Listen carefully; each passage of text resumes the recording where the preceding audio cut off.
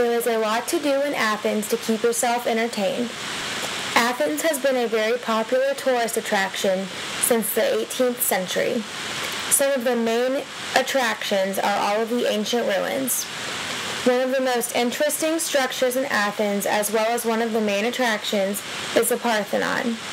The Parthenon was a temple that was built and dedicated to the city's patron, Athena. Athens was named after Athena, who was the goddess of wisdom and war in ancient Greece. This temple is the most famous because it is considered to be the most proportioned building in the entire world.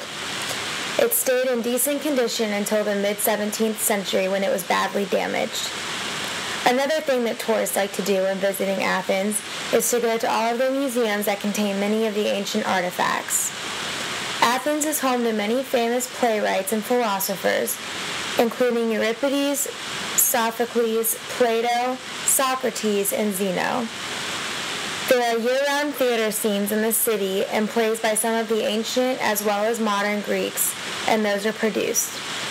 There are over 100 movie theaters as well as the interesting outdoor theaters that open in the summertime, one of which is shown in the pictures you are viewing.